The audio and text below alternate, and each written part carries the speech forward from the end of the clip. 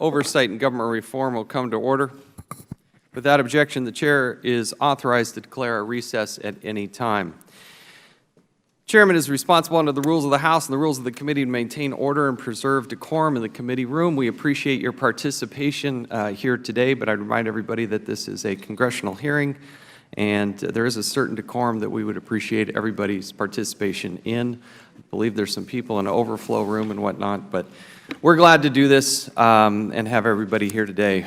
Prior to our opening statements, I want to address some people who probably should be here, that were invited to be here, and others that members on both sides wanted to be here. We have two panels today. I think this will be a good first step moving forward. Some people have wanted the governor to be here. Some people have wanted the EPA administrator to be here. We're going to have this hearing today. We have documents that will be provided by the EPA and others, and we will move forward from there. Let me address a few people that I need to, that were anticipated to be here. Miguel Del Toro is the program manager for Region 5 Water Division at the EPA. This, by all appearances, at least what I've seen so far, is a good person who is doing good work and made the right moves at the right time. Ms. Leanne Walters, who we're going to hear testimony on our second panel from, contacted the EPA in February of 2015. Now keep the timeline in place here. February of 2015. Mr. Del Toro was very responsive and came to her house and tested the water in that same month. He was sent an invitation to appear as a witness before the committee. We did that last week. But in further discussions with the EPA, and given his excessive and appropriate responsiveness to the committee, we have come to understand he's very active in the cleanup efforts as we speak. We therefore have excused him today and communicated to the EPA, after good discussions with the EPA, that they would provide all of his emails by the end of this week. We think that is a good and productive step forward. We did not compel or push to have Mr. Del Toro come before us today, and in consultation with the Democrats, I think this is the right move. Susan Hedman is the former Region 5 administrator for the EPA. She is no stranger to the committee. July of 2015, we held a hearing about mismanagement and retaliation at the EPA in Region 5, which is based in Chicago. This has been a problem for the committee and her actions and management. Again, she is the former EPA administrator for Region 5. Now, I have a few documents that I'd like to enter to the record. So I would ask unanimous consent to enter a June 24th, 2015 memo from Miguel Del Toro to Thomas Poi, who's the Chief Groundwater Drinking Water at the Drinking Water Branch. Part of this email says, recent drinking water sample results indicate the presence of high lead results in the drinking water. Without objection, that will be entered into the record. I also have an April 27th email from Miguel Del Toro to Thomas Poi.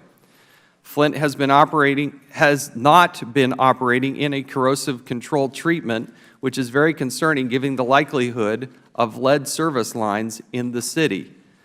Without objection, I'll enter that into the record.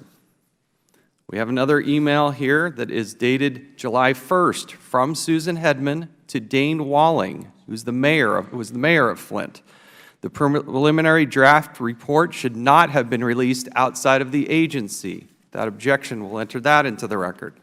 And another one from Susan Hedman to Dane Walling. I'm not inclined for my staff to have any further communication with the ACLU representative. We need to focus on finalizing the report. In the meantime, however, I have no objection to the city letting him know that the report he was given was preliminary draft and that he would be premature to draw any conclusions based on that draft. Again, this is July. You'll see that this has been redacted, the top part. The EPA has agreed that by the end of the week, we would get these non-redacted versions of these emails. Without objection, we'll enter these 4 documents into the record. The committee requested a transcribed interview with Ms. Hedman in a letter sent to the EPA last week. Shortly after the extent of the crisis in Flint became public, Ms. Hedman resigned her position late in January. Her resignation became effective on Monday. The EPA has agreed to provide all of Ms. Hedman's emails, again, by the end of the week. Today, this one right here, we are issuing a subpoena for Susan Hedman to come appear before the committee and participate in a deposition. This will happen later this month. Darnell Early is the former emergency manager for the city of Flint. He is the former emergency manager for Flint, Michigan. He was appointed to the position in 2013, and he was tasked with overseeing Flint's finances. Mr. Early left his position in January of 2015. The Flint City Council voted 7-1 to make the transition from Detroit City Water. The committee sent he's vital to understanding what happened and how these decisions were made. The committee sent Mr. Early an invite letter last week. He knew that this was happening, and he knew he was invited to appear as a witness before the committee. Most of the people that appear before the committee, we do not need to compel them to attend. Participation, though, before this committee is not optional. When you get invited to come to the Oversight and Government Reform Committee, you are going to show up. We were told at, I believe, 7:50 p.m. on Monday night that he would not attend. On Tuesday, I issued a subpoena. Normally, these are done electronically with a counsel of record. His attorney refused service. We're calling on the U.S. Marshals to hunt him down and give him that subpoena. Today, we're issuing a new subpoena. He will appear, and he will be here to do a deposition later this month. This subpoena will also be issued today, but we're going to need the help of the United States Marshals. I forgot to issue one other document. I'd ask unanimous consent to enter into this document. This is, for the record, enter into the record. This is from Susan Hedman. This is a December 10th, 2015. Natural Resources Defense Council petitioned back in October to get the EPA to do its job. Again, further delaying it, let the members and the public look at this, but I ask unanimous consent to enter that into the record. So with that business in mind, before we get to the opening statement, I don't know if Mr. Cummings has any business or things that he wants to enter into the record. With that, let us now transition. I appreciate the indulgence of the committee, but I think it's important members understand where we are with subpoenas, with people's participation, and the intent of the committee to participate in these depositions. So now let's go to the opening statements. I would like to yield to the gentleman from Michigan, Mr. Wahlberg, for his comments. Thank you, Mr. Chairman, and I thank you for taking this issue, this hearing, and subsequent very seriously. It is a serious issue. I recognize my good friend and colleague, Representative Kildee, the gentleman from Flint. The efforts that you've carried on is important. For Michigan, it's important, but I would mention to my other colleagues, this is important for the United States. We have infrastructure needs, we have challenges with government at all levels, all around this country. And we need to take it seriously. And so to Mr. Kildee, thank you for raising this. The Flint water crisis is indeed a human tragedy. It's not a natural disaster.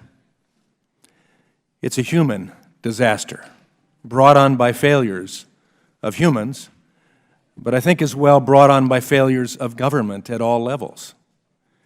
And we are here as a government oversight and reform committee to do the very thing that's necessary, to do oversight and then reform, to make it right where we can. Sadly, as I think of it as a grandfather and father, I wouldn't want my kids or my grandkids to have to drink this type of water. It's not the thing we should expect in America, especially, but it has happened. And now the issue is, how do we make it right? How do we move forward? The lives of young children will be impacted for years to come, sadly. The dreams and aspirations coming from their parents will be impacted. We're here today to find answers, to get answers, and help for the people of Flint, but also for the people of the United States. We must get all the facts and get them right. There must be accountability where accountability needs to be taken. These children and families deserve nothing less. Mr. Chairman, I want to be clear. Again, this was a failure of government, key failure of government.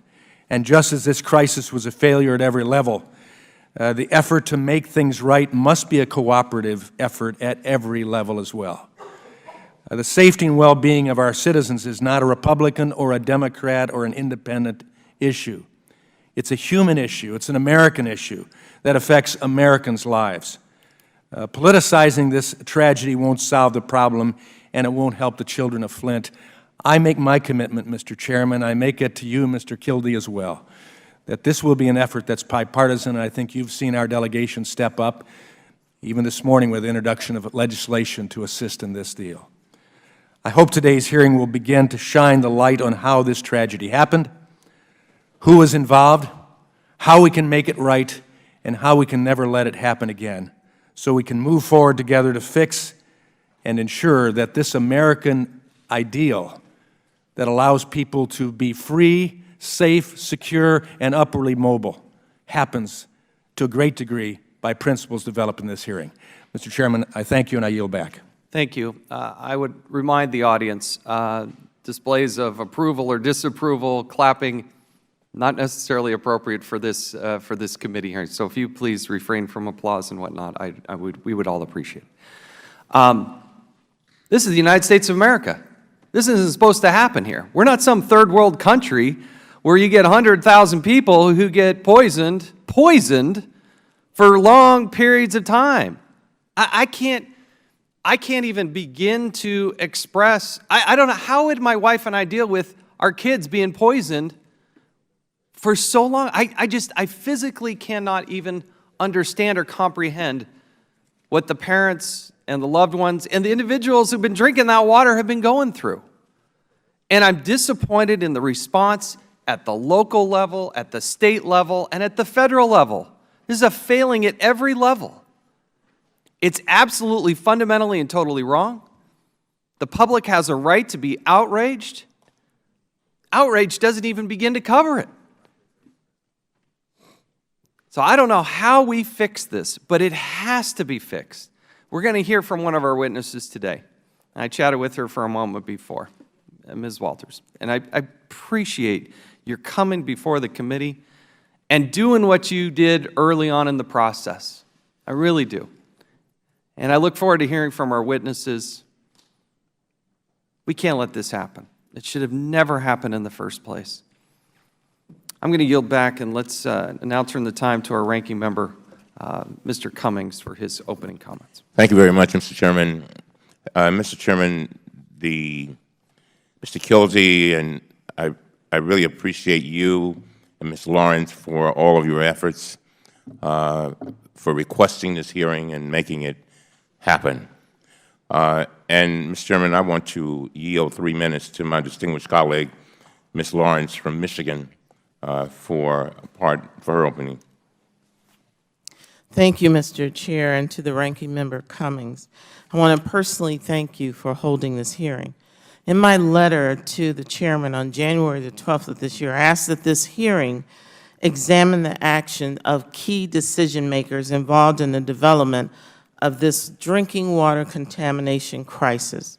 I never thought this could happen in America in this day and age, in our great country and our great home of Michigan, where we're surrounded by fresh water in the Great Lakes.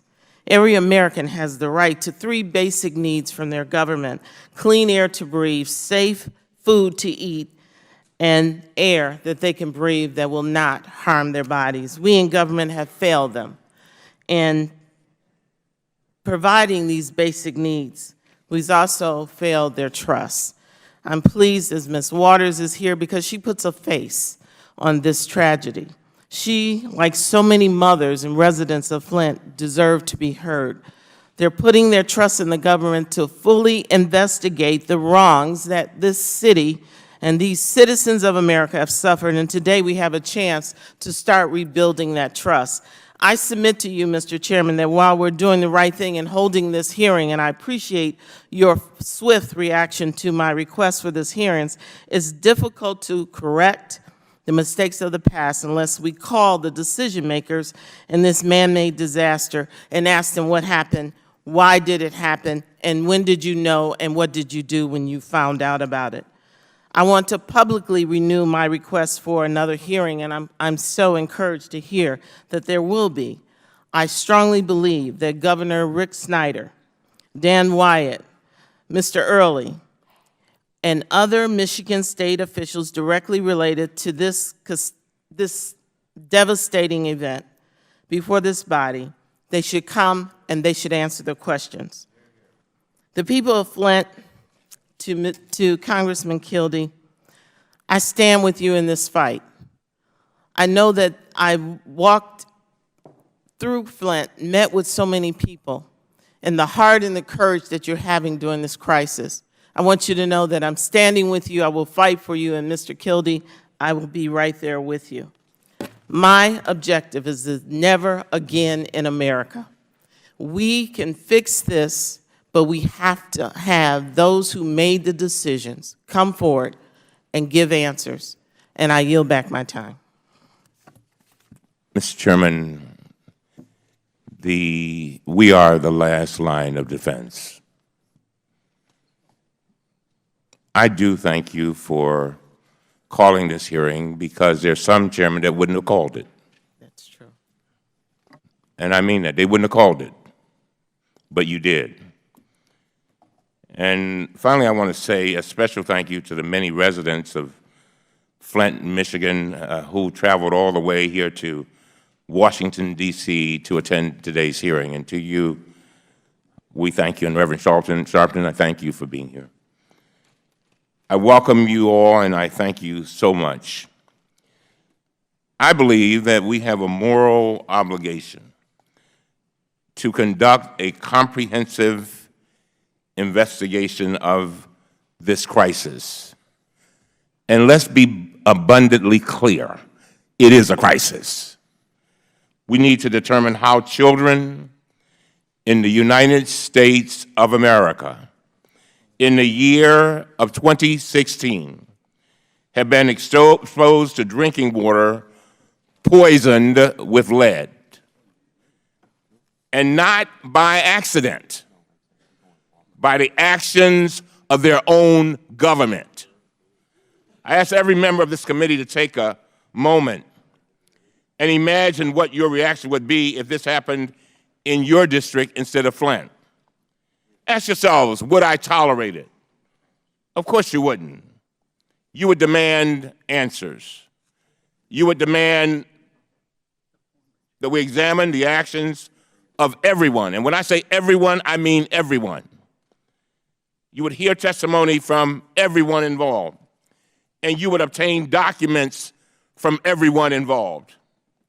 The problem is that today we are missing the most critical witness of all, the governor of the state of Michigan, Rick Snyder.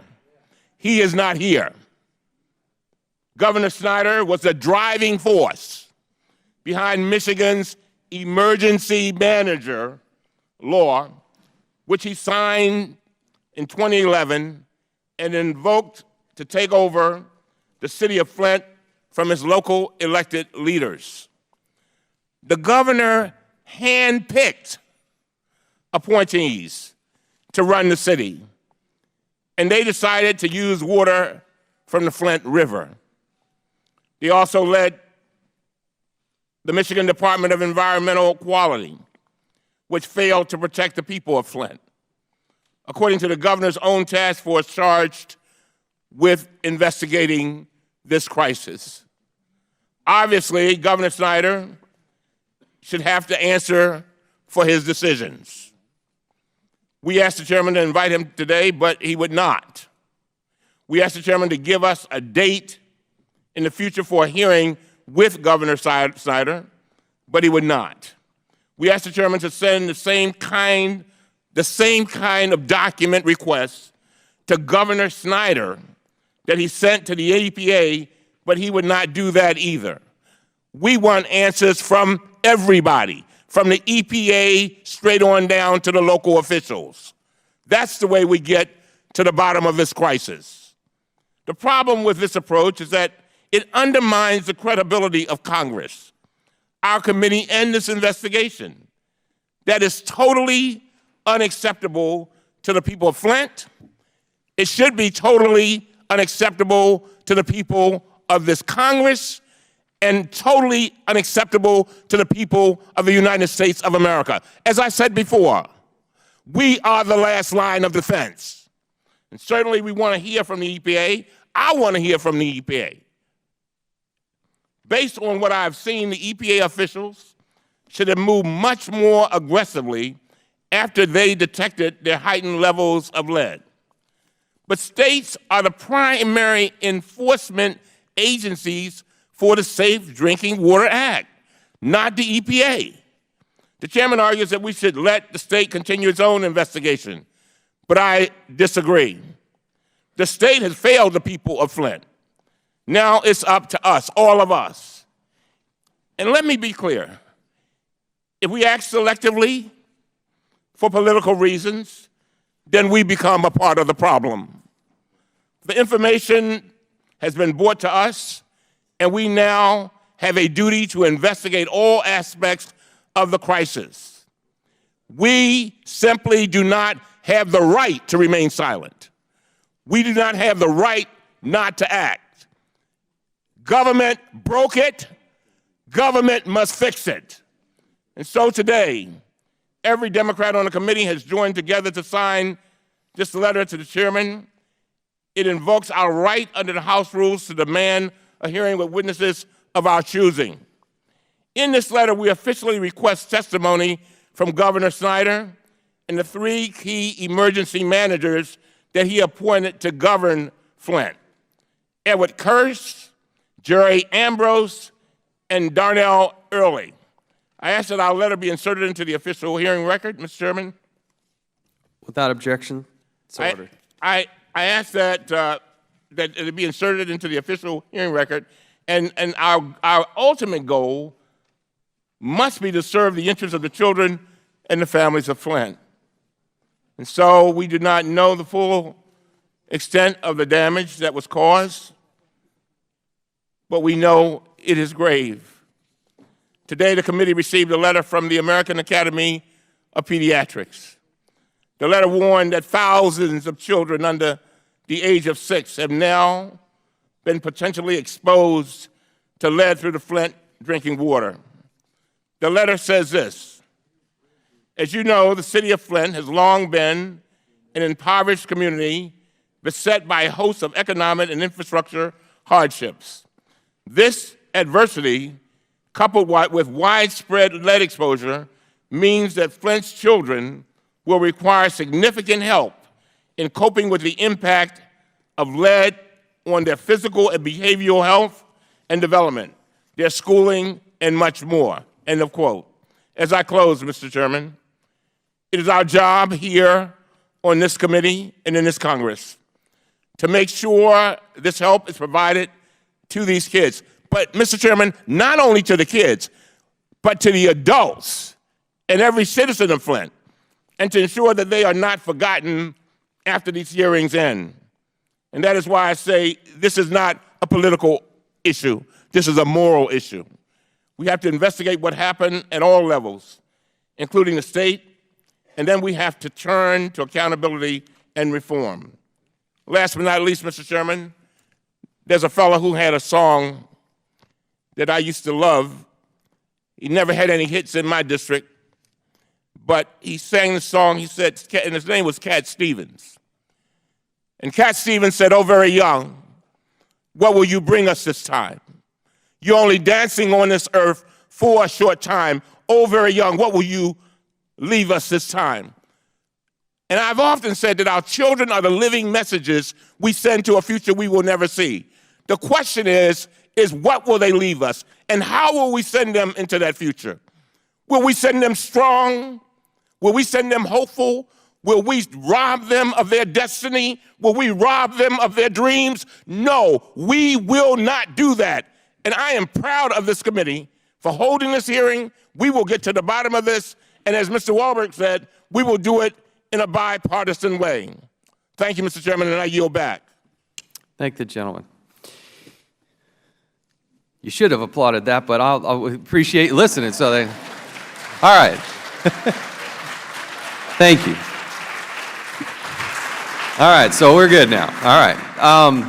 Thank you. And that's what I love about Mr. Cummings and this committee. We have passionate people on both sides who care deeply about their country, and nobody wants to see this thing happen. And we're going to have a good hearing today. The chair, I hold the record open for 5 legislative days for any member who would like to submit a written statement. Chair also notes the presence today of the former chairman of this committee, Mr. Conyers of Michigan. We would ask unanimous consent to allow him to participate in today's hearing. Without objection, so ordered. We're also pleased to note the presence of Congressman Morgan Griffith of Virginia.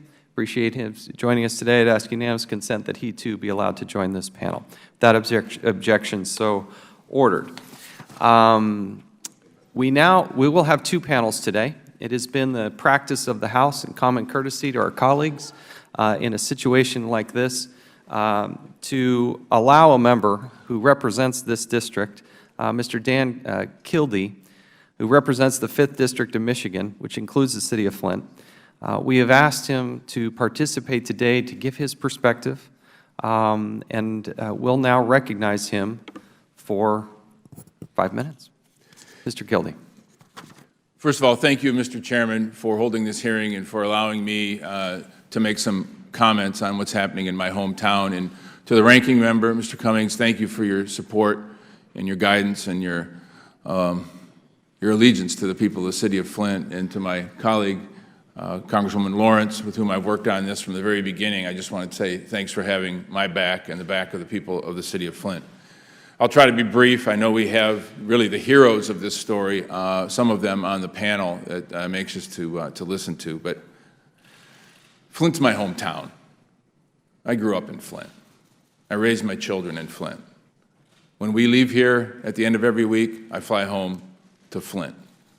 I'm a son of this town. And so it breaks my heart to see what's happening. And it breaks my heart not just because of what has been inflicted upon the people of Flint, but because it was an entirely avoidable set of circumstances. Better action by people in government could have protected the people of Flint, and those players failed. And I appreciate the outrage that members of Congress, my colleagues, have expressed, and that outrage has come from both sides of the aisle. But my hope is that outrage translates into something more than just sharing the misery of the people of Flint or sympathy for the people of Flint. But we need to provide help for the folks in Flint. Flint's a strong community. We have been through really tough times. And we'll get through this too. But we have to have resources from the people who did this to Flint in order to create a path forward for the people, and especially for the children of my hometown. Right now, the water is still not yet safe to drink in Flint. High levels of lead continue to show up in testing. The reason I'm here and the reason I wanted to make some comments is that I want to make sure that as this committee pursues its responsibility, that we focus on the facts of this case and make sure that those guide the conclusions that we make. It was mentioned that in Flint, we have had an emergency manager. That's not just a small anecdote here. Emergency managers in Michigan have absolute authority over local governments.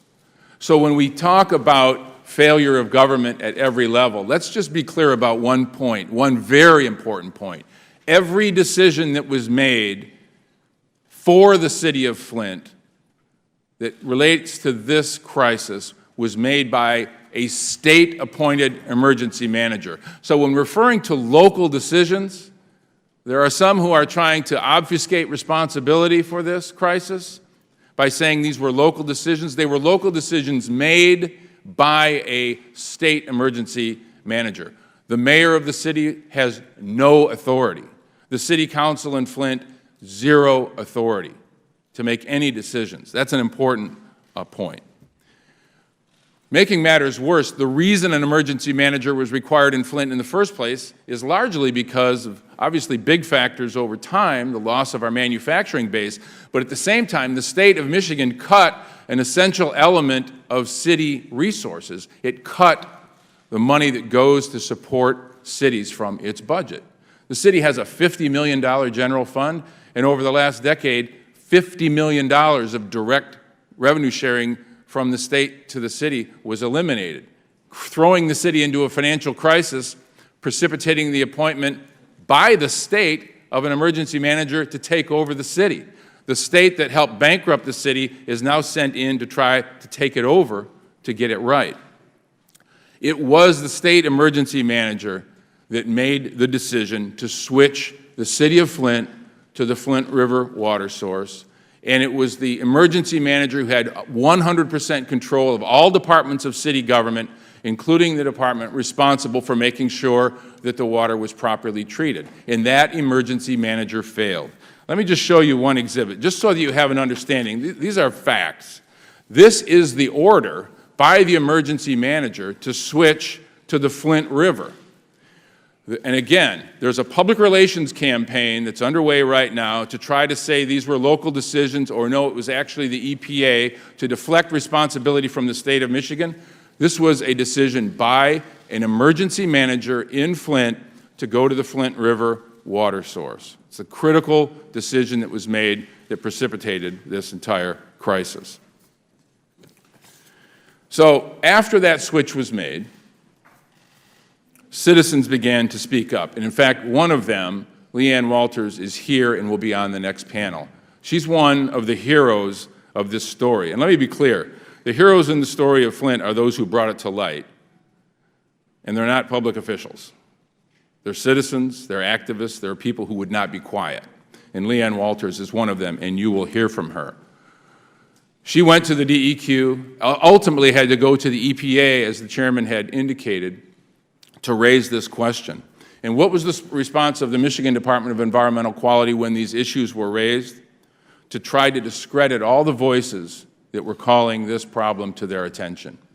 Whether it was Dr. Mark Edwards from Virginia Tech, who you'll hear from, the state of Michigan tried to discredit his research, a guy who spent really his career on clean water. Tried to discredit the citizens as if they were just unhappy citizens. They had lead in their water that was going to their children. Again, there's an effort to try to create some false equivalency of responsibility.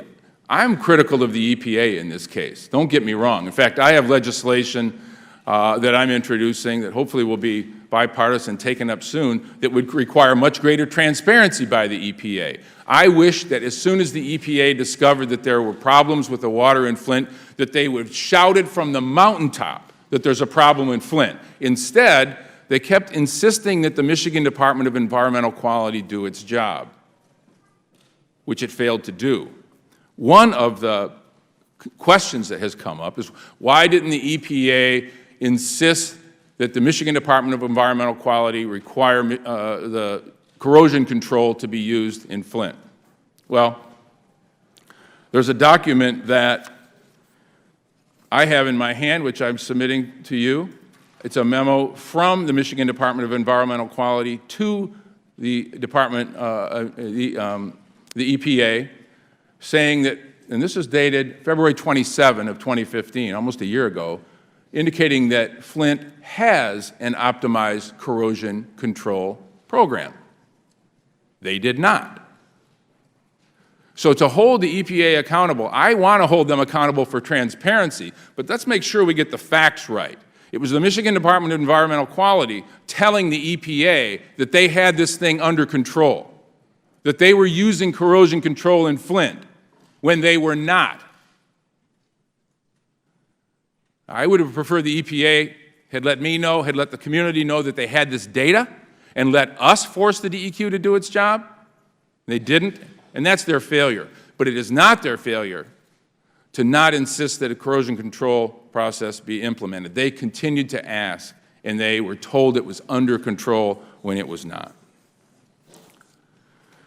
So when this all became public, another one of the heroes of this story, Dr. Mona Hanna-Attisha, she is a pediatrician in Flint. She began to look at blood levels in children, and it showed elevated blood lead levels in children in Flint. She released her data, and what was the response of the state of Michigan? To try to discredit this pediatrician who has devoted her entire life to the health of children, just trying to do her job for the kids of Flint. There was a continuous effort to try to minimize this problem as if it did not exist. There's a lot of questions about who knew what and when, and that's really an important part of this.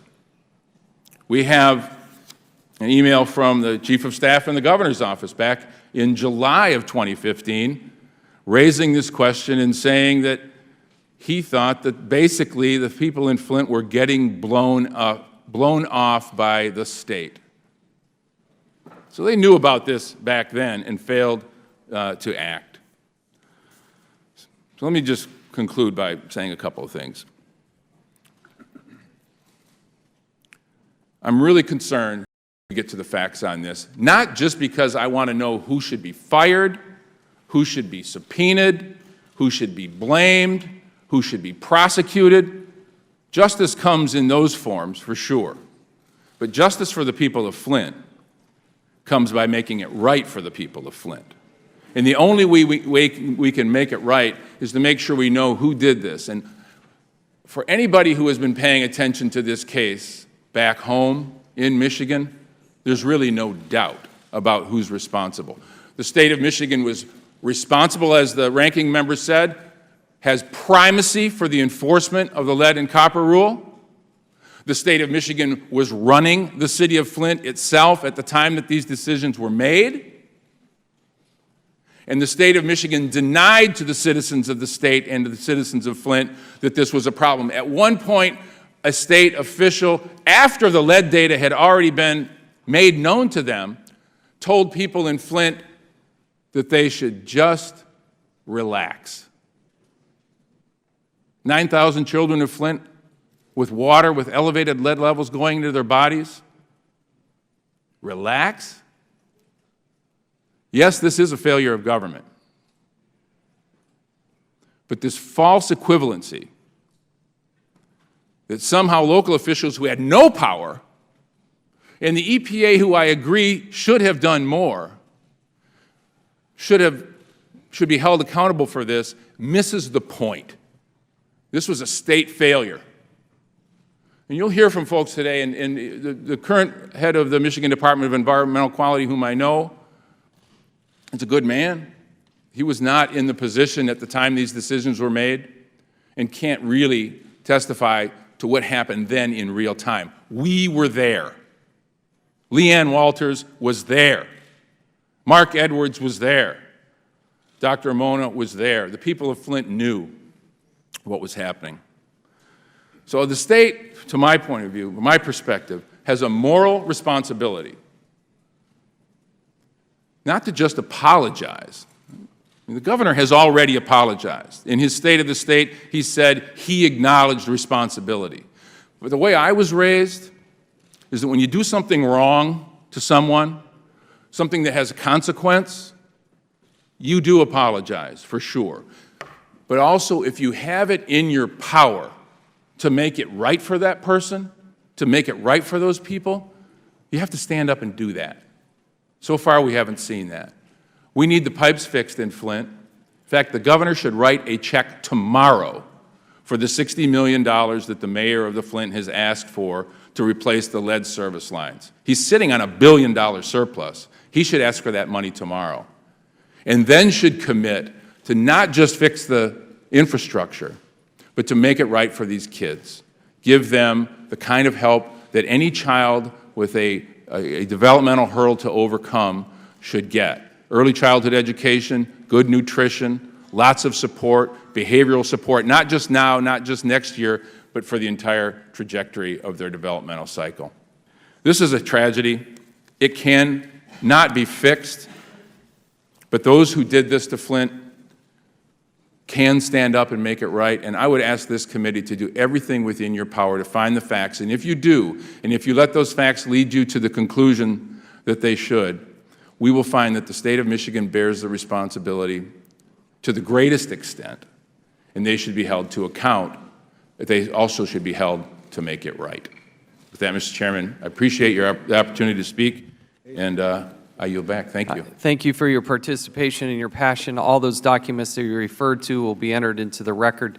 What we will do now is recess for approximately 4 minutes. So don't go anywhere, but the clerks need to reset for panel number 2, and we will go from there. Committee stands in recess.